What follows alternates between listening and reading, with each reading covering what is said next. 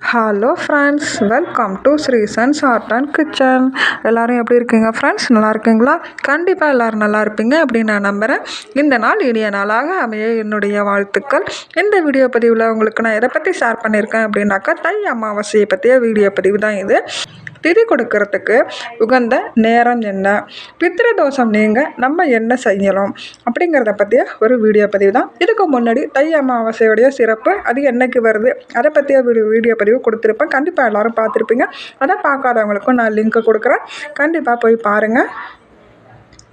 வாங்க வீடியோக்குள்ளே போகலாம். வீடியோக்குள்ளே போகிறதுக்கு முன்னாடி நம்ம சேனலை புதுசாக பார்க்குறீங்க அப்படின்னாக்கா மறக்காமல் சப்ஸ்கிரைப் பண்ணி வச்சுக்கோங்க. இது வரைக்கும் சப்ஸ்கிரைப் பண்ணியிருக்கிற எல்லாருக்குமே என்னுடைய மனமார்ந்த நன்றிகள்.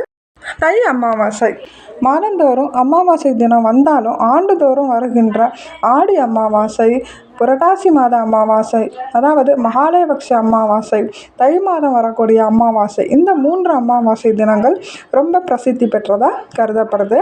வழக்கமாக வரும் அமாவாசையில் தங்களது முன்னோர்களுக்கு திதி தர்ப்பணம் கொடுக்க தவறினவங்க ஆடி அமாவாசை, புரட்டாசி அமாவாசை, தை அமாவாசை தினத்தில் தர்ப்பணம் கொடுத்தா ஆண்டு முழுவதும் அமாவாசை தினங்களில் முன்னோர்களை வழிபட்ட புண்ணியம் நமக்கு வந்து சேரும் என்பது ஐதீகம். தை அமாவாசை, இந்த தை அமாவாசை எப்போ வருது அப்படின்னாக்கா, வருகிற புதன்கிழமை, அதாவது ஜனவரி 29ஆம் தேதி புதன்கிழமையில் தான் இந்த தை அமாவாசை வருது. அது ஜனவரி 28ஆம் தேதி செவ்வாய்க்கிழமை இரவு 8:10க்கு அமாவாசை திதி துவங்கி ஜனவரி 29ஆம் தேதி இரவு 7:21 மணி வரைக்கும் இந்த அமாவாசை திதி இருக்குது. உங்களுக்கு இந்த ஸ்க்ரீன்லேயும் நேரத்தையும் நான் உங்களுக்கு போட்டுடுறேன். திதி கொடுக்கறதுக்கு உகந்த நேரம் அப்படின்னு பார்த்தீங்கன்னாக்கா, ஜனவரி 29ஆம் தேதி அன்னைக்கு, அதாவது எந்த ஒரு திதியுமே எந்த ஒரு நட்சத்திரமாக இருந்தாலும் சரி, சூரிய உதயத்தின் போது என்ன நட்சத்திரம் என்ன திதி இருக்குதோ அதுதான் அந்த நாளுக்கு உண்டான திதி நட்சத்திரம் அப்படின்ட்டு சொல்லுவாங்க. அதன்படி பார்த்திங்கன்னாக்கா அமாவாசை திதி வந்து ஜனவரி 29ஆம் தேதி அன்னைக்கு இருக்குது. அன்றைய தினம் நீங்கள் திதி கொடுக்கறதுக்கு தர்ப்பணம் பண்ணுறதுக்கு மிக சிறந்த நாளாக கருதப்படுது. ஒரு நல்ல நேரம் மட்டும் பார்த்துட்டு நீங்கள் தர்ப்பணம் திதி கொடுக்கலாம். மாலைக்குள்ளே நீங்கள் கொடுக்கறது சிறப்பு. சூரியன் உதயமாகி அஸ்தமனத்துக்கு முன்பு வரைக்கும் நம்ம திதி கொடுக்கலாம். பொதுவாக எல்லாருமே அவ்வளவு நேரம் இழுத்துக்கிட்டு போக மாட்டாங்க. மதியம் 1:30 மணி அந்த நேரத்துக்குள்ளேயே முடித்து காக்கைக்கு சாப்பாடு வைக்கிறதுக்காக வீட்டில் முன்னோர்கள் படத்தை வச்சு அவங்களுக்கு படையல் போட்டு வழிபாடு பண்ணிவிட்டு காக்கைக்கு சாப்பாடு வச்சு சாப்பிட்டுடுவாங்க. இதுதான் எல்லாருமே கடைபிடித்துக்கிட்டு வர ஒரு விஷயம்.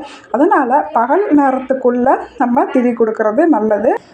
புதன்கிழமை அன்னைக்கு நேரம் அப்படின்னு பார்த்தீங்க அப்படின்னாக்கா, புதன்கிழமை அன்னைக்கு 12 மணிலேருந்து 1:30 மணி வரைக்கும் ராகு காலம் இருக்குது. குளிகை காலம்ங்கிறது 10:30 மணிலேருந்து 12 மணி வரைக்கும் இருக்குது. அது மாதிரி யமகண்ட நேரம் அப்படிங்கிறதும் 7:30 மணிலேருந்து காலையில் 9 மணி வரைக்கும், அதாவது 7:30-9 காலையில் யமகண்டம் இருக்குது. 10:30 மணிலேருந்து 12 மணி வரைக்கும் குளிகை காலம் இருக்குது. ராகு காலம் 12 மணிலேருந்து 1:30 மணி வரைக்கும் இருக்குது. அப்படி பார்த்தீங்க அப்படின்னாக்கா 7:30 மணிக்குள்ளேயே தர்ப்பணம் பண்ணுறது நல்லது. அப்படி இல்லைன்னா 9 மணிக்கு அப்புறம் 10:30 மணிக்குள்ளே பண்ணுறது நல்லதுங்க. அதுக்கு மேலே பார்த்தீங்கன்னாக்கா 1:30 மணிக்கு மேலே ஆகிடும். அதனால் இந்த உங்களுக்கு 9 மணிலேருந்து இந்த 10:30 மணிக்குள்ளே அந்த நேரத்தை மட்டும் நீங்கள் கணக்கில் எடுத்துக்கோங்க. குளிகை நேரத்துலேயும் ராகுகால நேரத்துலேயும் அது மாதிரி பண்ணுறது அப்படிங்கிறது அவ்வளவு சிறப்பு கிடையாது. அப்படி எல்லோரும் சொல்கிறத நான் உங்களுக்கு ஷேர் பண்ணியிருக்கேன். இந்த திதி தர்ப்பணம் இந்த நேரத்தில் குளிகை நேரத்துக்கு எடுத்துக்க மாட்டாங்க. ராகு காலம் யமகண்டத்தை தவிர்த்து மற்ற நேரத்தில் நம்ம செய்யலாம். அப்படி பார்க்கும்போது நீங்கள் அந்த காலையில் 9 மணிலேருந்து 10:30 மணிக்குள்ளே நீங்கள் தர்ப்பணம் திதி கொடுக்குறீங்க அப்படின்னாக்கா முடிச்சுட்டு அதுக்கப்புறம் வந்து வீட்டில் படையல் போட்டுட்டு, அதாவது எப்படியும் வடை பாயாசம் காய் இதெல்லாம் செஞ்சு ஒரு படையல் போட்டுட்டு அன்றைய தினம் காக்காவுக்கு சாப்பாடு வச்சுட்டு நம்ம அமாவாசை விரதத்தை முடிச்சுக்கலாம். வாழ்க்கையில் பல நேரங்களில் பல பிரச்சனைகள் வந்து கொண்டே இருக்குங்க. அதற்கான காரணத்தை நம்மளாம் அறியவே முடியாது. ஒரு நபர் வந்து பெரும் தொல்லைகளால் சூழப்பட்டு பயங்கரமான பண கஷ்டம் நிதி நெருக்கடியால் ரொம்ப அவதிப்பட்டுக்கிட்டு இருப்பாங்க. அதுக்கு பிறகு பார்த்திங்கனாக்கா அவங்க வீட்டில் ஒரு சுபகாரியமும் நடக்காது. அவங்களுடைய பிள்ளைகளுக்கு திருமணம் கைகூடுறது எல்லாமே தாமதமாகிக்கிட்டே போகும். இந்த மாதிரி இருக்கும்போது அதுக்கு வந்து பித்ரு தோஷம் தான் ரொம்ப முக்கியமான காரணமாக இருக்கும். இருக்கும் அப்படின்ட்டு ஜோதிட சாஸ்திரங்கள்லாம் சொல்கிறது. எனவே முன்னோர்கள் மகிழ்ச்சியாக இருந்தால் உங்கள் வாழ்வில் மகிழ்ச்சிக்கும் செழுமைக்கும் குறைவு இருக்காது அப்படின்னு சொல்கிறாங்க. அதாவது உங்களுடைய முன்னோர்கள் ஏதாவது கோபமாக இருக்காங்க அப்படின்னாக்கா ஏதாவது ஒரு பிரச்சனை வந்து கொண்டே இருக்குமா. எனவே தான் ஏதோ ஒரு நாளில் பித்ருதோஷம் நீங்கள் சிலவற்றை செய்வதை விட ஆண்டு முழுவதும் பல சிறப்பு தேதிகளில் வழிபாடு செய்கிறது மிக மிக முக்கியம்.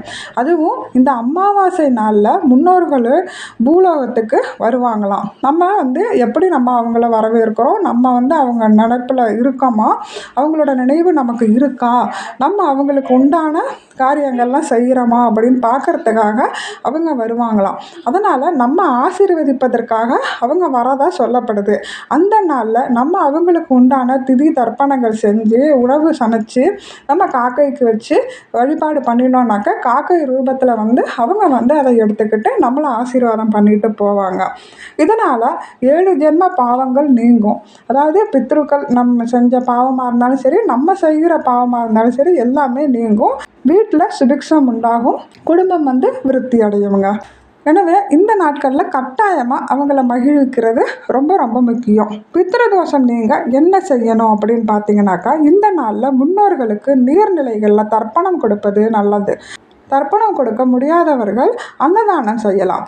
இப்படி செய்வதன் மூலம் பித்ருதோஷம் நீங்கி குடும்பத்தில் மகிழ்ச்சியை அதிகரிக்கலாம் என ஜோதிட சாஸ்திரம் சொல்கிறது. மேலும் இந்த நாளில் காகத்திற்கு உணவு வைப்பது ரொம்ப ரொம்ப முக்கியம். அதுபோல் பசுமாட்டுக்கும் நம்ம உணவு வைக்கலாம், அகத்திக்கீரை கொடுக்கலாம். அது மாதிரி தான் அவங்க ரூபத்தில் தான், காக்கை ரூபத்துலேயும் இது மாதிரி பசுக்கள் ரூபத்துலேயும் நம்மளுடைய முன்னோர்கள் நம்மளை ஆசீர்வதிப்பாங்க அப்படின்னு சொல்லுவாங்க. இது ரொம்ப ரொம்ப எளிமையான முறைங்க. இதேபடி நம்ம செய்கிறதுனால முன்னோர்கள் மகிழ்ச்சி அடைந்து உங்கள் வம்சத்தையே ஆசீர்வதிப்பார்கள் என்று சொல்லப்படுது.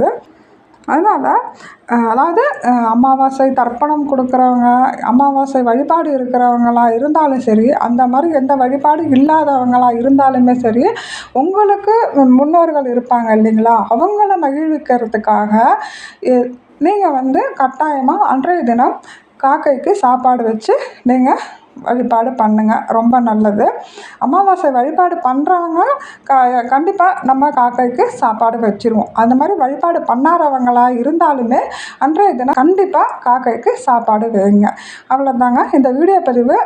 இவ்வளோ நேரம் பொறுமையாக பார்த்தா உங்கள் எல்லாருக்குமே என்னுடைய மனமார்ந்த நன்றிகள். இந்த வீடியோ பதிவு உங்களுக்கு பிடிச்சிருந்தது, பயனுள்ளதாக இருந்தது அப்படின்னாக்கா இந்த வீடியோ பதிவை உங்களோட ஃப்ரெண்ட்ஸ் அண்ட் ஃபேமிலிக்கு ஷேர் பண்ணிக்கோங்க. புதுசாக நம்ம சேனலை பார்க்குறவங்க மறக்காமல் சப்ஸ்கிரைப் பண்ணி வச்சுக்கோங்க. வேறு ஒரு இன்ட்ரெஸ்டிங்கான வீடியோவில் நல்ல தகவலோடைய உங்களை நான் சந்திக்கிறேன். அது வரைக்கும் நன்றி, வணக்கம்.